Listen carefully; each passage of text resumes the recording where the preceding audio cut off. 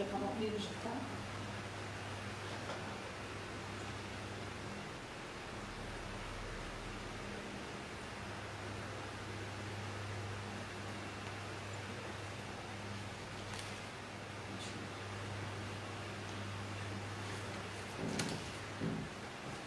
Bom, você chegou deitada. Vamos orar juntas hoje, tá?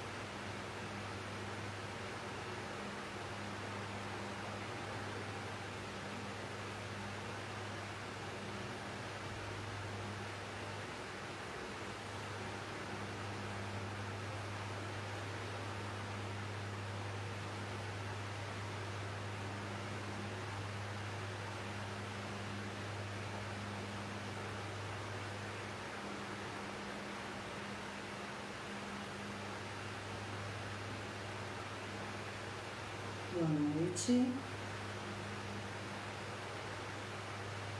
A paz do Senhor Jesus. Desejo que todos estejam bem.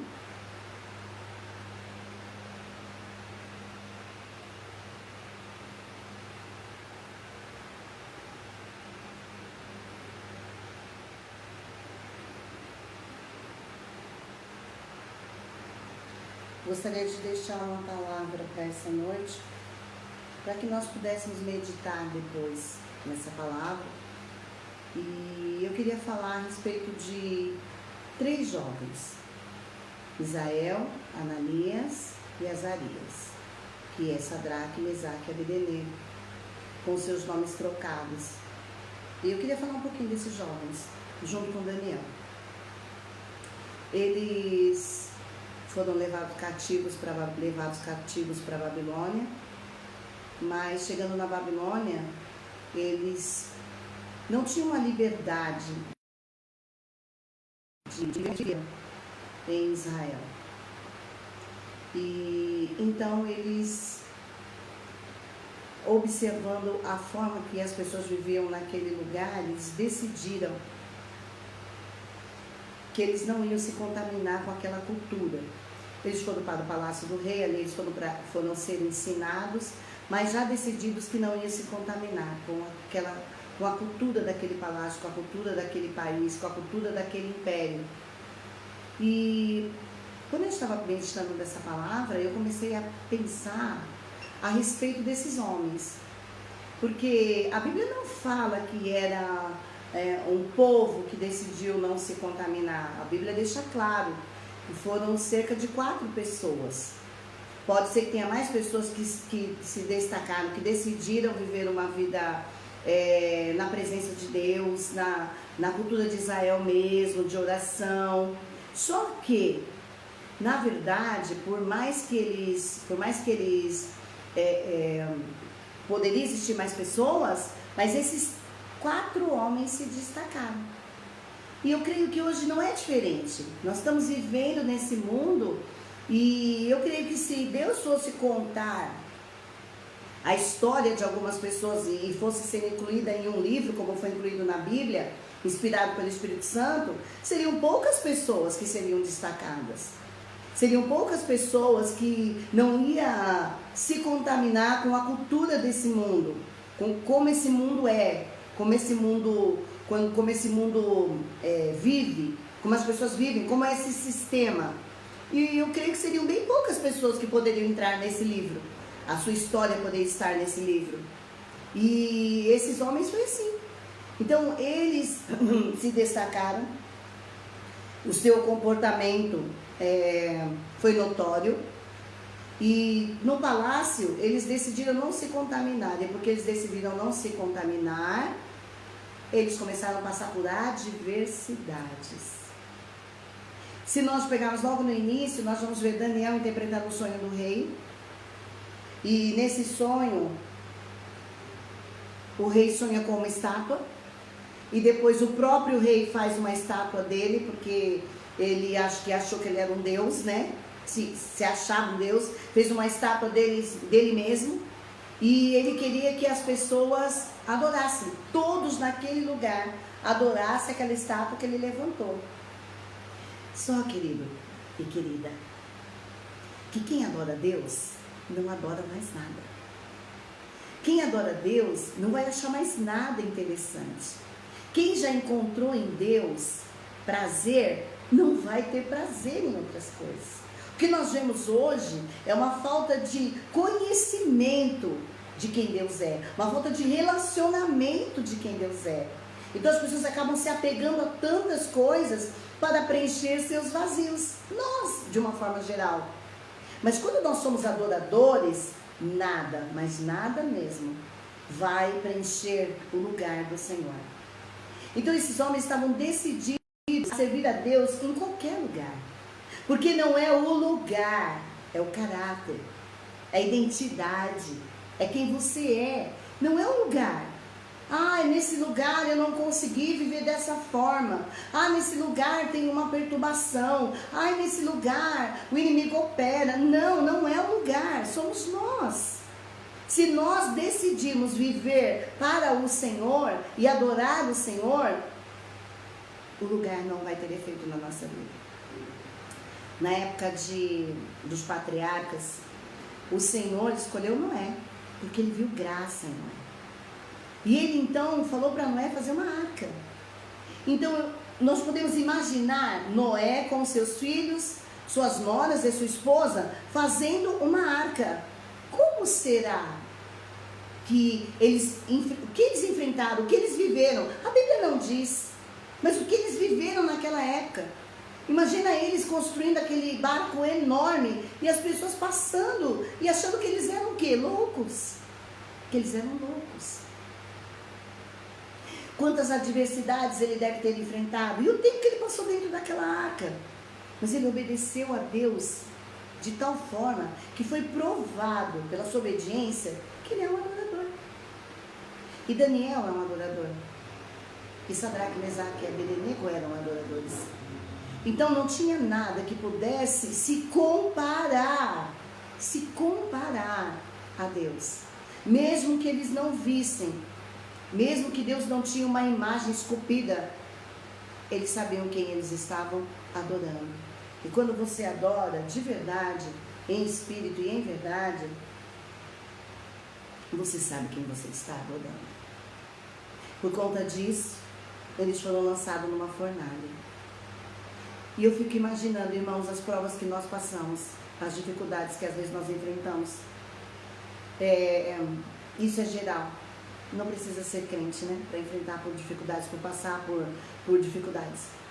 Mas de uma forma geral, quantas aflições, quantas vezes você passa por uma situação e você passa dias com a sua alma tão aflita, você passa dias tão abatido e você não tem perspectiva de sair daquela situação. Você não sabe como sair daquela situação. Mas quando nós confiamos em Deus, nós sabemos que Deus é o primeiro, que já está lá. Estava pensando sobre determinação. E eu creio que determinação é você ter certeza absoluta certeza que você vai chegar em algum lugar. Então, quando eu estou determinada a realizar algo, a fazer algo, nada vai me impedir, porque eu vou chegar naquele propósito. Eu vou chegar naquele lugar, porque eu estou determinada. Quando aqueles homens entregaram esses 3 jovens, que eles não estavam se prostrando diante da estátua, eles disseram para o rei: nós não vamos nos prostrar. Eles eram obedientes ao rei Nabucodonosor, mas a obediência deles, em primeiro lugar, era a Deus. E a nossa obediência, em primeiro lugar, precisa ser ao Senhor, porque do Senhor vem o refúgio, do Senhor vem o socorro, do Senhor vem a fortaleza, do Senhor vem a provisão, do Senhor vem tudo para nós.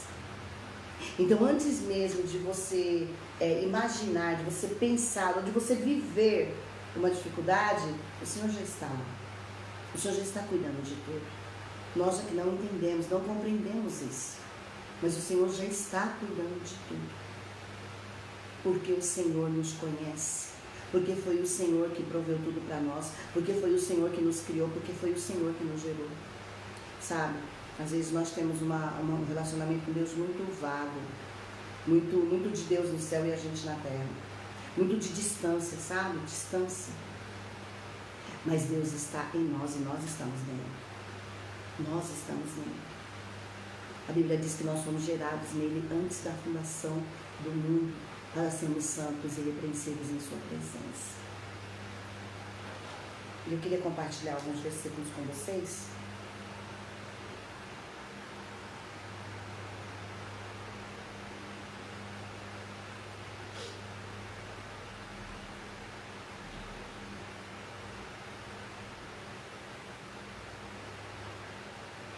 Versículo 16 de Daniel 3 diz assim: então Sadraque, Mesaque e Abednego responderam ao rei: ó Nabucodonosor, não precisamos defender-nos diante de ti. Se formos condenados por isso e lançados na fornalha de fogo ardente, o nosso Deus, Elá, a quem cultuamos, pode livrar-nos, e ele nos livrará das tuas mãos, ó majestade. De qualquer maneira, vivo ou mortos, eles seriam livres daquele rei. Porque vivos, com toda certeza, o fogo não ia ter nenhum efeito sobre a vida deles. Mas se eles morressem, eles iriam estar com o Senhor. E o rei também não poderia fazer nada. Todo o ódio do rei, deles não se prostrarem diante dele, ia dar em nada.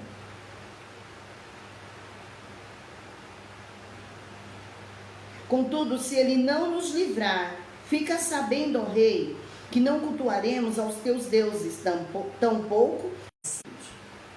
Tudo bem. 7 vezes mais. E o que aconteceu? Eles foram jogados. Por quem eles foram jogados? Morreu.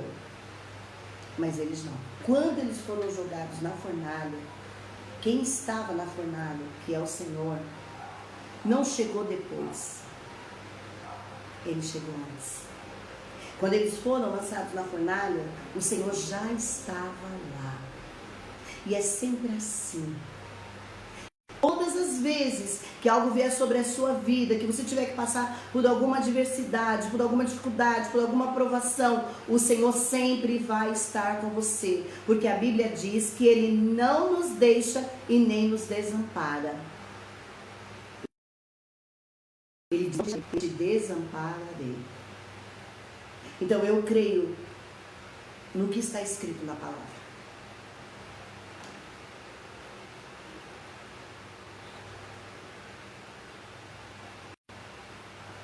Versículo 24 diz assim: mas logo depois o rei Nabucodonosor, assustado, levantou-se depressa e indagou os seus conselheiros: não lançamos 3 homens amarrados dentro da fornalha em chamas? E todos responderam: sim, ó rei, assim fizemos. Então o rei exclamou: pois então, vede isso, há 4 homens desamarrados lá dentro. Eles foram jogados na fornalha, amarrados. Desamarrados lá dentro e nada sofrem, estão ilesos. E o 4º homem é parecido com um filho dos deuses. Apressadamente Nabucodonosor aproximou-se da entrada da fornalha em chamas e gritou: Sadraque, Mesaque e Abednego, servos de Elá, o Deus Altíssimo, sai e vinde até nós. Logo Sadraque saiu, logo Sadraque, Mesaque e Abednego deixaram a fornalha ardente e saíram do meio do fogo. O que eu quero compartilhar com vocês é que no Salmo 91 diz: aquele que habita no esconderijo do Altíssimo, a sombra do Onipotente descansa. Então, não importa o lugar, pode ser uma fornalha, pode ser uma cova de leões. Estar no esconderijo do Altíssimo é muito mais do que um lugar. É um estado, é uma condição. E quando nós estamos neste lugar, então nós não precisamos temer nada. Porque estamos guardados, porque estamos protegidos. Agora é interessante que depois que eles saem dessa fornalha, o rei então exalta o Senhor. O rei começa a glorificar o Senhor, ele manda um edital para que todos glorificassem o Senhor e ninguém poderia falar nada do Deus de Sadraque, Mesaque e Abednego. A gente acha que o processo de conversão, de mudança de atitude, de transformação de caráter, é só na nova aliança. O novo, nascer de novo, pelo Espírito Santo habitando dentro, sim. Mas eu penso quantas pessoas foram alcançadas naquele lugar porque ficaram sabendo do que o Senhor fez com aqueles 3 homens. Quantas pessoas creram? Quantas pessoas creram em Deus? Quando eles saem da fornalha, eles saem ilesos. Nada neles queimou, a não ser a corda que os prendia. Nada. E eu acho interessante que muitas vezes a gente passa por alguma dificuldade, alguma provação, e depois de um tempo que a gente passa por aquela provação, a gente olha para nós e a gente fala: o que aconteceu comigo? Eu sou a mesma pessoa. O Senhor me guardou, o Senhor me protegeu, o Senhor me livrou, o Senhor passou comigo. E você começa: nossa, eu estou inteiro. Porque o Senhor estava com você. Porque o Senhor não te deixa. E eu sei que muitas pessoas estão tão abatidas e tão desanimadas que elas não têm força nem para buscar o Senhor. Elas estão vivendo uma vida de aparência, dizendo que tudo está bem, cheia de orgulho. Porque assim é o mundo. Você não pode mostrar para as pessoas que você não está bem. Você não pode dizer para as pessoas que você está com problemas, que você não sabe o que fazer e que você está perdido. Sabe, eu creio que muitas doenças que estão na alma das pessoas é porque elas estão perdidas, mas elas tentam passar para as outras pessoas que está tudo bem, até que elas surtam. Então é muito bom, às vezes, você comunicar a sua dificuldade com alguém. Talvez esse alguém não vai poder fazer alguma coisa por você naquele momento, mas vai te ouvir. Vai te ouvir. E a maior dificuldade que nós temos hoje é de ouvir. E quando nós ouvimos, muitas vezes, principalmente nessa época, nós estamos tão envolvidos no nosso celular que a gente não presta atenção no que estão falando com a gente. E muitas vezes aquela palavra é tão importante. Eu me lembro de quando minha mãe estava aqui, que hoje ela já está com o Senhor, e ela sentava ali na igreja quando terminava o culto. Ela gostava muito de comer na cantina, e ela sentava ali, e ela ficava ali quietinha, comendo. Enquanto um ia para lá, outro ia para cá, outro se movia de um jeito, outro se movia de outro, uns conversavam, e ela ficava lá quietinha, comendo. Mas às vezes, eu correndo para lá e para cá também, falando com pessoas, orando por pessoas, e às vezes alguém ia sentar lá para conversar com ela. E todas as pessoas que conversavam com a minha mãe, elas elogiavam a minha mãe. Porque minha mãe tinha muita sabedoria. Mas eu sou a filha da minha mãe, e eu sei tantas coisas que minha mãe passou para que ela depois tivesse aquela sabedoria. Para que quando alguém fosse até ela, pudesse receber algo dela, pudesse ouvir algo dela. Ela foi preparada, ela foi forjada, assim como nós estamos sendo forjados. E nós não entendemos muitas vezes que algumas coisas que nós passamos estão produzindo em nós um peso de glória. Não se ouvia falar do Deus de Daniel. Não se ouvia falar do Deus de Sadraque, Mesaque e Abednego. Não se ouvia falar. Porque eles estavam lá como escravos. Mas quem verdadeiramente governava naquela província não era Nabucodonosor. Era Deus através daqueles homens. Homens simples, humildes. E a condição deles era de escravo. Mas eles não viveram como escravo.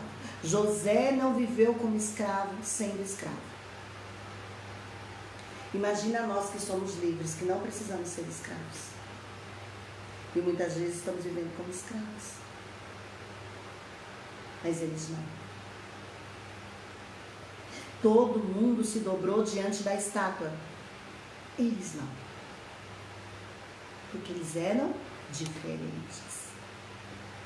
Eles serviam um Deus que estava no coração, que não tinha uma forma humana. Esse Deus teve uma forma humana, porém espiritual, lá na fornalha. E aí eu penso, mesmo que não está escrito aqui na Bíblia, o Senhor contemplando o posicionamento daqueles homens, daqueles 3 homens, contemplando, nós não vamos, não precisa tocar os instrumentos, porque nós não vamos nos dobrar, nos ajoelhar, nos prostrar diante de você, Rei. Mesmo que isso custe a nossa vida, mesmo que custe a nossa vida, nós não vamos nos prostrar. Como que nós estamos agindo nos dias de hoje? Tem coisas que nem vai custar a nossa vida. E nós estamos nos prostrando. E nem estamos sendo obrigados. Eles eram obrigados. E nós não estamos sendo obrigados. E muitas vezes estamos nos prostrando. Quem tem sido o nosso Senhor? Porque esse Senhor contemplando aqueles homens, depois ele está lá na família, aguardando a chegada deles, para que eles juntos pudessem passear. Aqueles homens já eram do fogo. Fogo com fogo, só vai ter mais fogo. O fogo nunca ia queimar. O fogo nunca vai queimar quem é do fogo. E a Bíblia diz que o Senhor é um fogo consumidor.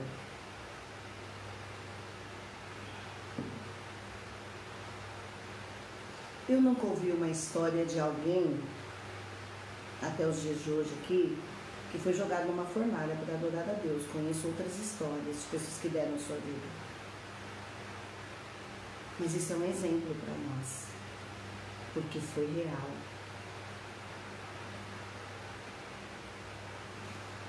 E tinha um propósito. Tudo que você passa nessa vida tem propósito.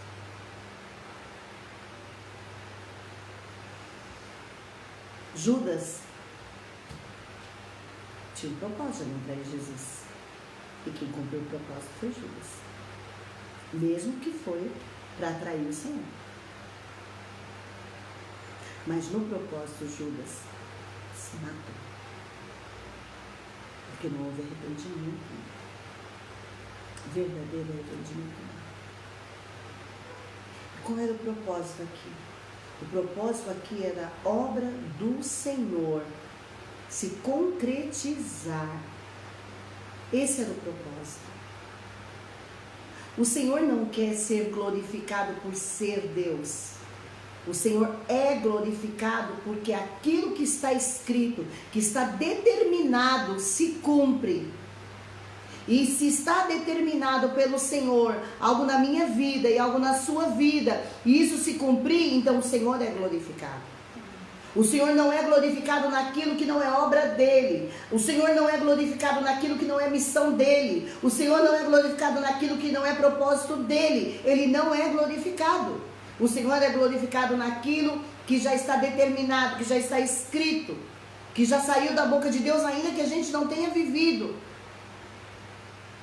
O Senhor é glorificado na obediência à vontade dele. O cego de nascença, quem pecou? É para que o Senhor seja glorificado. Porque a obra do Senhor não é da ninguém nascer cego. A obra do Senhor não é da ninguém nascer aleijado, nem com nenhuma doença, nenhuma deformidade. Isso é obra do pecado, não do Senhor. Mas o Senhor age em todas as coisas a fim de beneficiar aqueles que o amam, que são chamados segundo o seu propósito. Então tinha um propósito para isso. Depois que eles saíram da fornalha,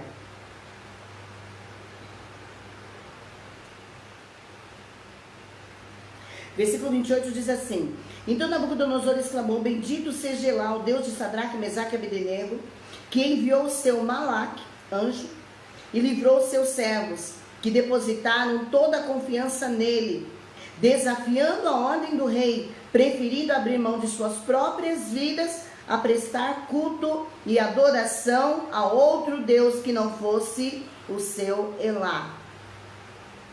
Diante desse acontecimento, eu decreto que toda pessoa de qualquer povo, nação, cultura e língua que proferir alguma censura ou blasfêmia contra o Deus de Sadraque, Mesaque e Abednego seja sumariamente esquartejado e sua casa seja transformada em um monte de entulho queimado. Porquanto, de fato, não existe nenhuma outra divindade que possa livrar seus servos dessa maneira. E assim o rei promoveu Sadraque, Mesaque e Abednego e os fez prosperar na província da Babilônia. Todo o propósito do que eles passaram não é simplesmente para que o rei fosse glorificado, mas para que o rei reconhecesse a soberania de Deus, para que o rei entendesse que ele era homem. Se você for ver depois, adiante, eu acho que no capítulo 5,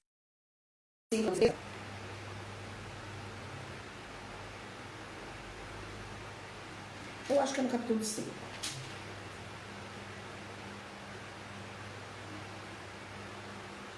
Capítulo 4. Você vai ver que o rei, ele vive um período como louco. Aliás, ele ficou louco. E depois ele reconheceu o Senhor.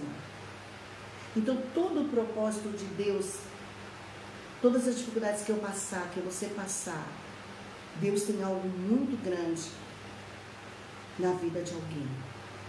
Na vida de alguém que você vai cruzar, na vida de alguém que você vai conviver, na vida de alguém que vai entrar na sua história, mas que já está escrito que entrar. Todas as vezes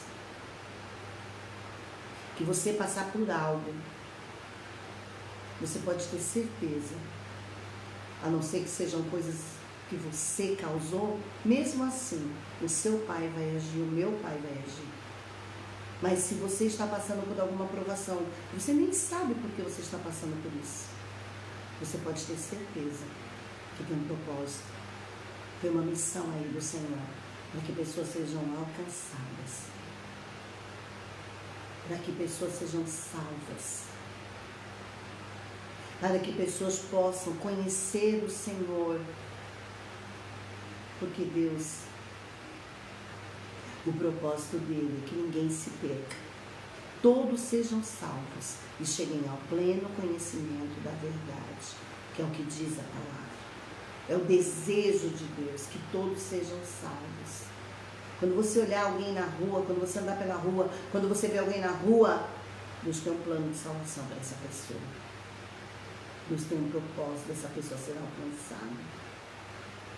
E muitas vezes, irmãos, as nossas dificuldades vão nos levar em lugares. Eu me lembro de uma amiga minha, pastora, e ela passou uma dificuldade financeira tão grande, ela era tão próspera. seu marido tinha um bom emprego, ela tinha uma casa muito bonita. A gente ia na casa dela orar. E ela passou por uma dificuldade. Se ela estivesse assistindo essa live, ela saberia que eu estaria falando dela. E ela passou por uma dificuldade tão grande, tão grande, tão grande, que ela precisou ir trabalhar fora. Ela nem sabia o que fazer.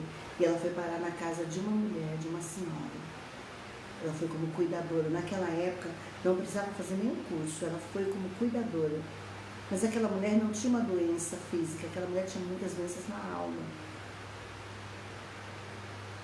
E todos os dias ela trabalhava tanto.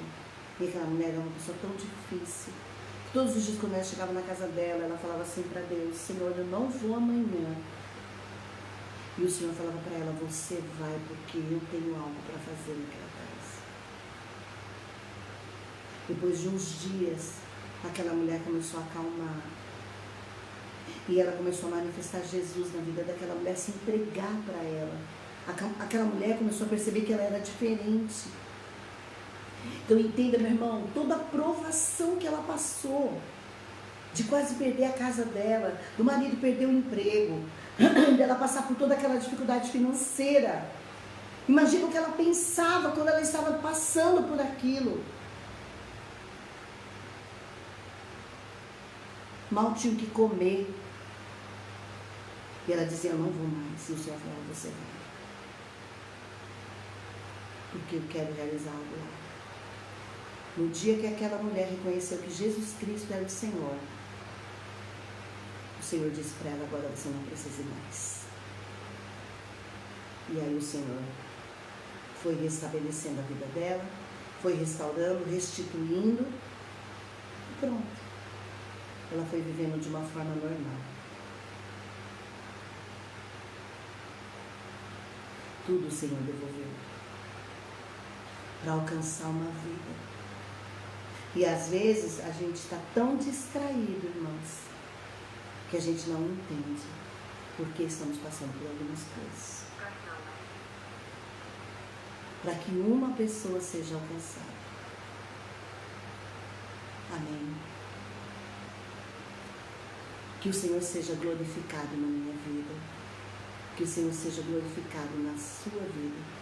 Que o Senhor seja glorificado na vida das pessoas que serão alcançadas com o seu posicionamento. Porque hoje eu não estou aqui para dizer para você simplesmente que o Senhor está cuidando dos seus problemas e das suas dificuldades, que o Senhor é com você e tantas coisas, porque você já sabe disso.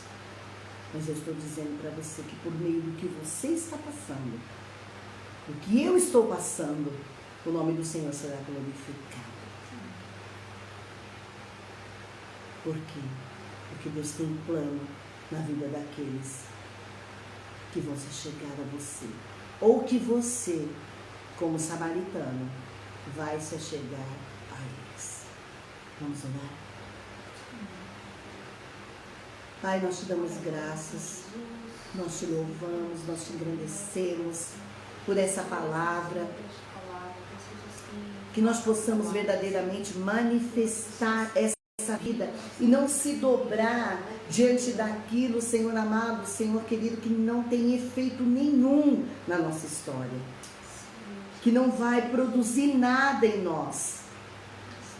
Que nós possamos, Senhor, te adorar em espírito e em verdade todos os dias da nossa vida, nos momentos mais difíceis, nos momentos mais complicados e desafiadores, que nós possamos adorar o Senhor na beleza da sua santidade, contemplar o Senhor, contemplar. Porque quantas vezes, Senhor, nós nos detemos em coisas e não podemos estar, Senhor amado, Senhor querido, com os olhos nas coisas, com os olhos nas dificuldades e com os olhos no Senhor. Por isso o Senhor diz: olha para mim. Jesus disse: olha para mim, sereis salvos.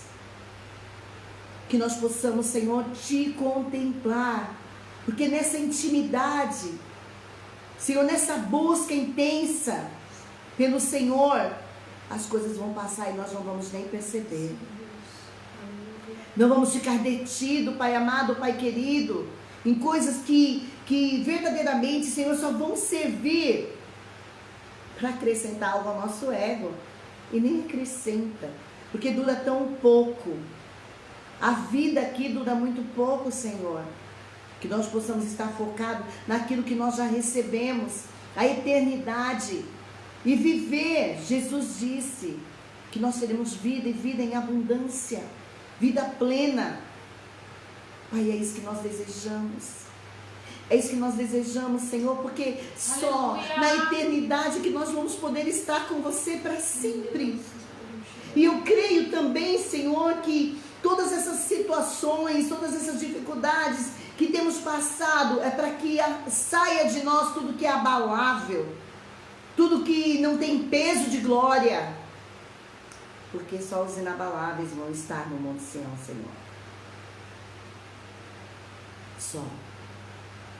Nós possamos nos posicionar e saber que tudo aqui é vaidade.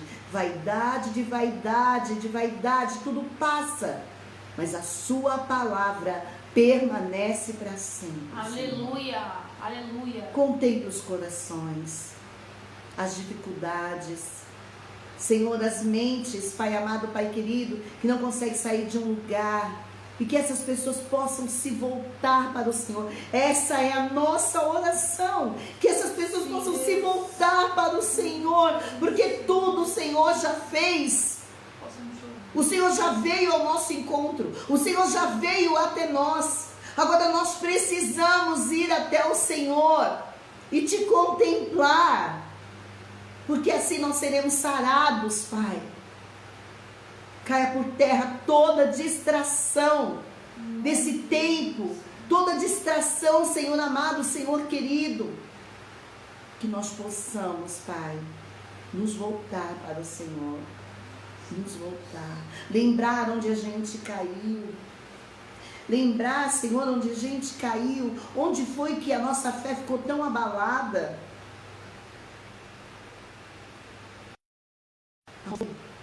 E partir, Senhor amado, Senhor querido, para um recomeço, porque não é o fim, Senhor. Tantas pessoas estão achando que é o fim, mas não é o fim. Talvez essa situação é um recomeço de tudo.